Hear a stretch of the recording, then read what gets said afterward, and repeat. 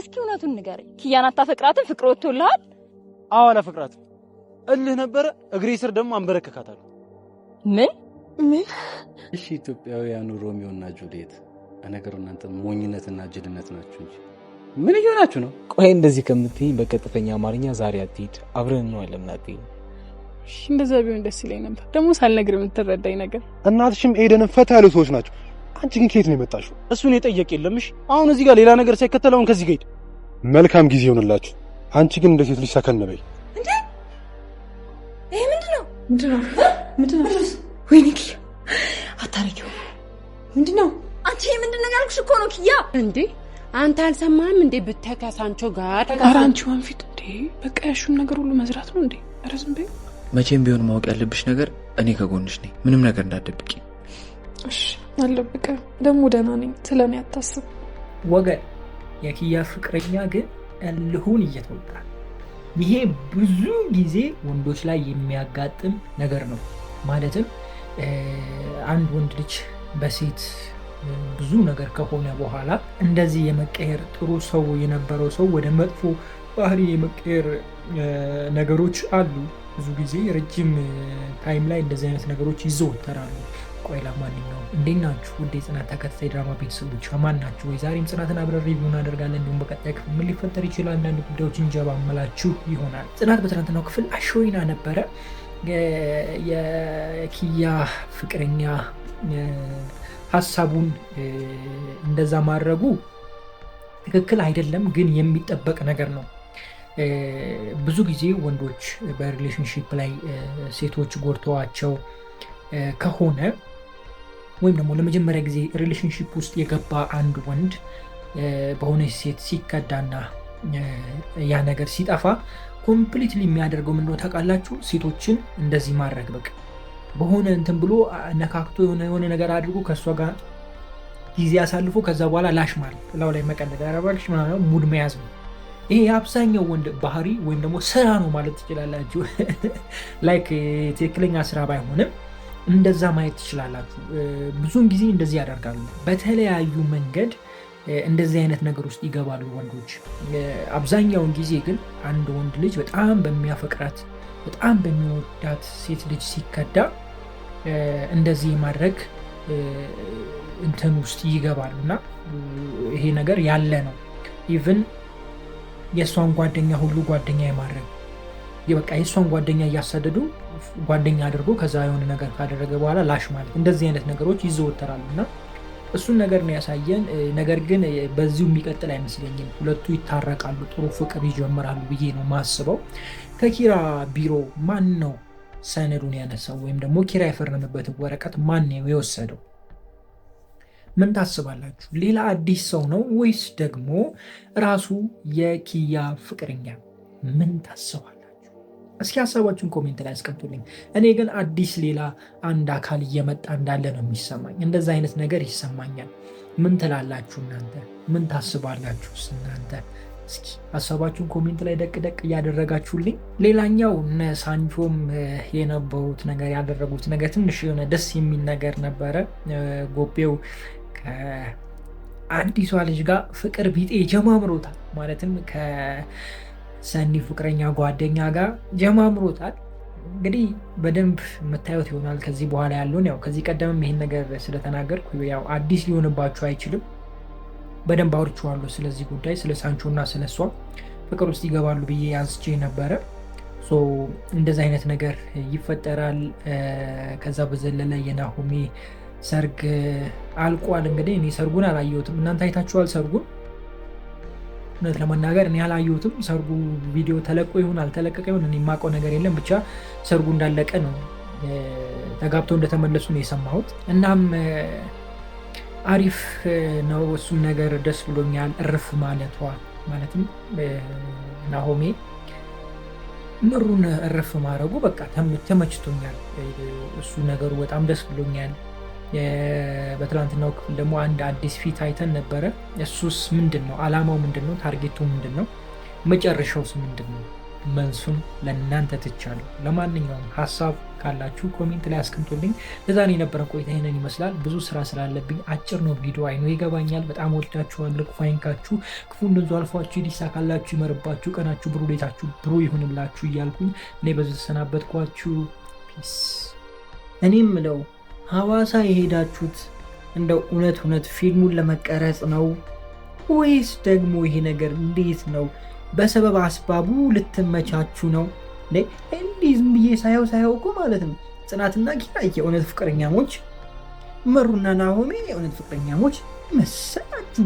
በሰበብ አስባቡ ቫኬሽን ብለው ልክ ድራማውን አቋርጠው እንደ እረፍት ወይም ደግሞ ክፍለ ሀገር ሄዱ ምናምን የሆነ ነገር ሄዱ ተብሎ ከሚቀር በቃ ቫኬሽኑን ለምን ፊልም አናደርገውም ብላችሁ ነው የመጣችሁት? እንዴት ነው ነገሩ?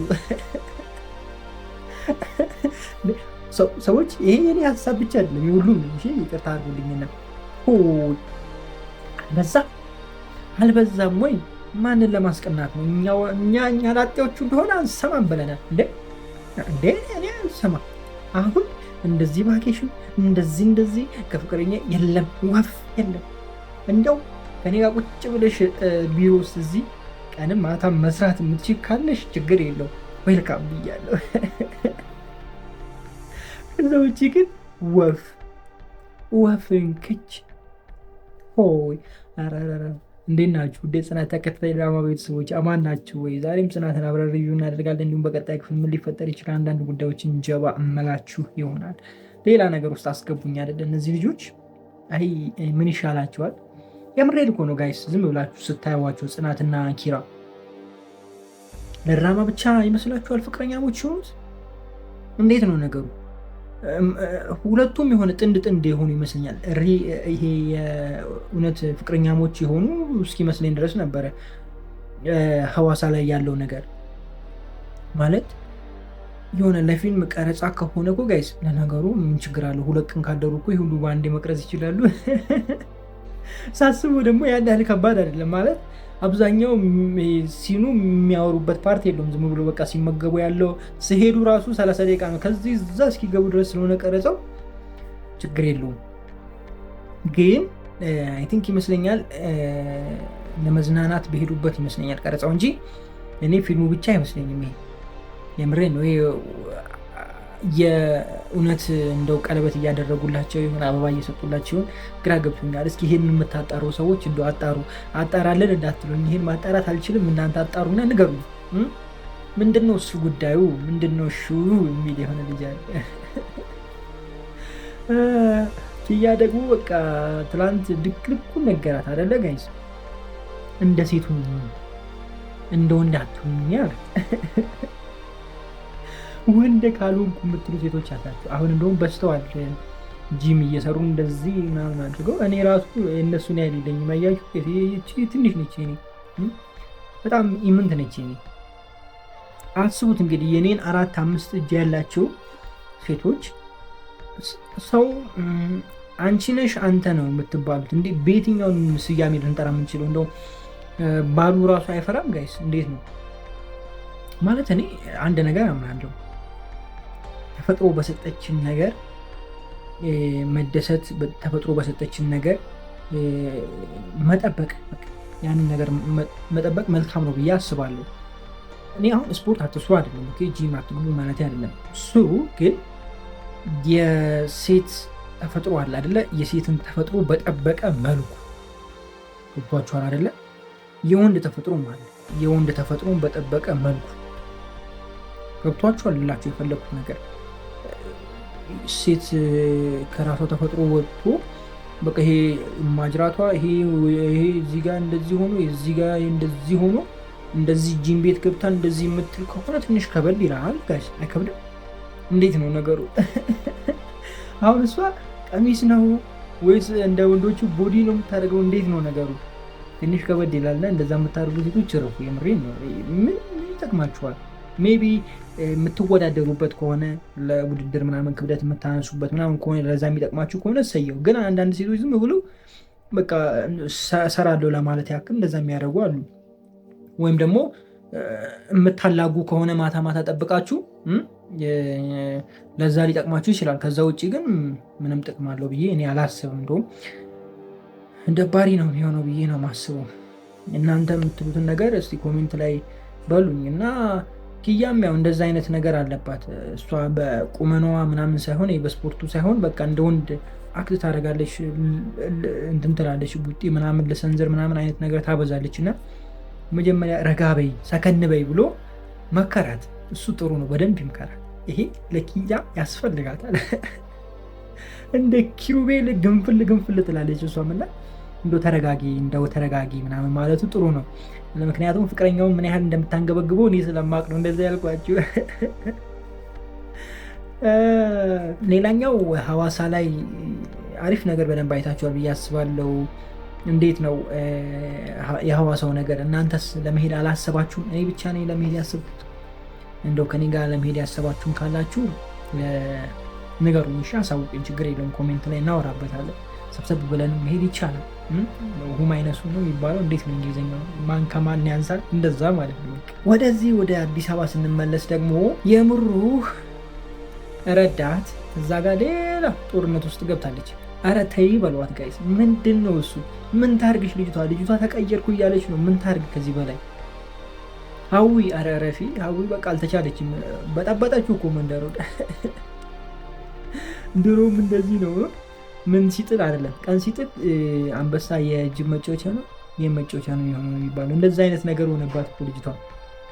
እና ትንሽ ወሰብሰብ አረጋችሁት እዛ ጋር እና ትንሽ የሆነ ሰከን ብታደረጉና ብታስተካክሉት አሪፍ ነው። እነ ቅዱሴ ጋር የነበረው አሪፍ ነው።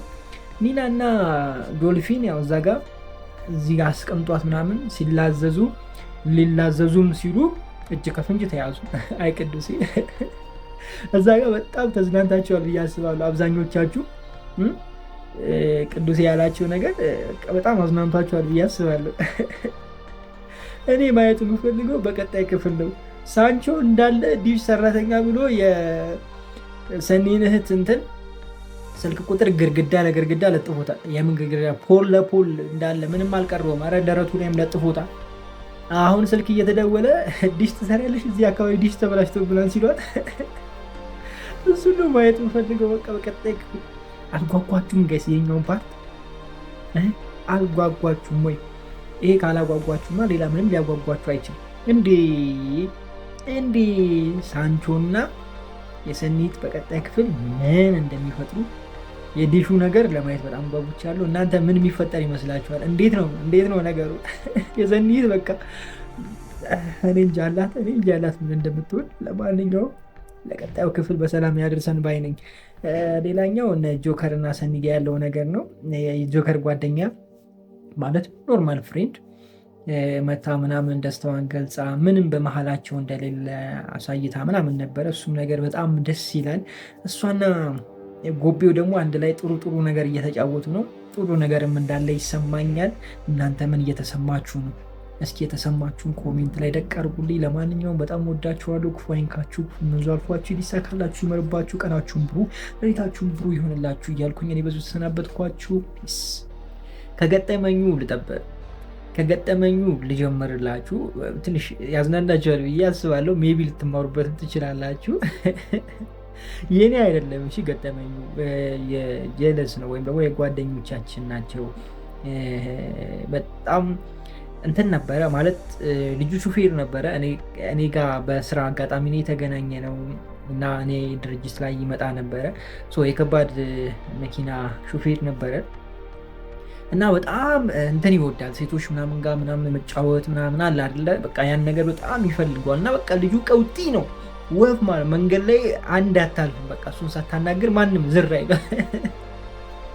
እና በስተመጨረሻ ሊያገባ እንትን አለና ሰርጉ ነገ ነው። አስቡ። ለምሳሌ ዛሬ እኔ እሁድ ነው ይህን ቪዲዮ ሪከርድ እያደረኩ ያለሁት እሁድ ከሌሊቱ 7 ሰዓት ተኩል ላይ እና ሰኞ ሰርጉ ነው ብላችሁ አስቡት። እና እሱ ዛሬ እሁድ ምን እየሰራ ሉት ነው መስራት ብቻ ከሚዜዎቹ ጋር ተሰብስበው ምሽት ቤት አሸሼ ገዳይ ምናምን አስባችሁታል ጋይስ? በሰርጋችሁ ነገ ሆኖ ዛሬ ሌሊት እንትን ቤት ሄዳችሁ ምሽት ቤት ይሄ እንትን አለ አይደለ ሽሼ ገዳይ ምናምን የሚባልበት ምናምን አለ አይደል? እዛ ሄደው ፈታ ድብልቅ ሽብርቅ ብሎ ብን ብለው የት እንዳደሩ እንኳን አያውቁም። እና እነ ኪራ እቺን ነገር ነው በቃ ያስታወሱኝና አሁን ያ ልጅ ከዛ እንደዛ ይሄን ያህል በቃ ማለት ማድረግ ለሚፈልገው ነገር ወይም ደግሞ መሆን ለሚፈልገው ነገር ይሄን ያህል የሚሄድ ሰው ነበር። ኢቭን አስቡት ሰርጋችሁ ነገ ጠዋት ሆኖ እናንተ ዛሬ ሌሊት ናይት ላይ ሄዳችሁ በቃ አሸሼ ገዳይ ስትሉ አስቡት ምን ያህል ግዴለሽ እንደነበረ ማየት ትችላላችሁ። እና እሱም ብቻ ሳይሆን ምን አይነት ቀውጢ አይነት ልጅ እንደነበረ ማየት ትችላላችሁ። አሁን ግን ያለበትን ሁኔታ ብነግራችሁ በጣም ትገረማላችሁ። ኮምፕሊትሊ ያ ሰው ተቀይሮ በጣም መልካም ሰው፣ ትሁት ሰው፣ ጭራሽ ሰው ማያ ነግራችኋለሁ። ሴቶች በቃ ለምሳሌ መንገድ ላይ ምናምን ቆም ብለን እያወራን ምናምን ሰው ካለፈ ሴቶች ካለፉ ምናምን በቃ ማሳለፍ የለም። እዛ ጋር የሆነ ነገር ካላለ ካላወራች ምናምን ስልክ ተቀብሎ እያንዳንዷ ማንም አታልፉ። እንዲህ በደዳው ጅብ አርጎ ሰፈር ላይ አስተናጋጅ ምናምን የቀረ የለም። በተለይ ሰፈር ምናምን በቃ ምንም የቀረ የለም። በሄደበት ሁሉ የለም። እና ይሄን ያህል ነው እንትን የሚለው እና እንደዚህ ስላችሁ እኔ እንትን እያልኳችሁ አይደለሁም፣ ግን ይሄን ያህል ድረስ ነበረ ልጁ። ግን ካገባ በኋላ በቃ የመጨረሻው ውጪ እንትን ያለው ያቺ የሰርጓ ምሽት ወይም ደግሞ ሰርጉ አንድ ቀን ሲቀረው ያለችዋ ምሽት ብቻ። ከዛች ጊዜ ጀምሮ በህይወቱ ሌላ ሰው ቀና ብሎ አይቶ አያውቅም። ሊያወራ ይችላል ምናምን፣ ግን ምንም አይነት ነገር አያደርግም። ልጆች ወልዶ ልጆቹን እያሳደገ ምናምን የራሱን መኪና ገዝቶ ታክሲ እየሰራ ምናምን ብቻ ሌላ ሌብል ውስጥ ገብቶ ራሱን ቀይሮ ሳይ እኔ ይገርመኛል። የሱ እውነት ለመናገር ማለት እንደነዚህ አይነት አንዳንዴ መውጣት ከባድ ነው ጋይስ። እና በእርግጥ ልጅቷን በጣም መልካም ሰው ነች። ይሄ የምትነጫነጭ ወይም ደግሞ አንዳንድ ነጭናጭ አሉ። ይሄ በቃ የምትጨቃጨቅ አይነት ሰው ብትሆን ልጁ በቃ ምንም የማይያዝ የማይጨበጥ ልጅ ነበር የሚሆነው። ልጇ በጣም የተማረች ነች፣ በጣም አስተዋይ ነች። የምሬ ነው።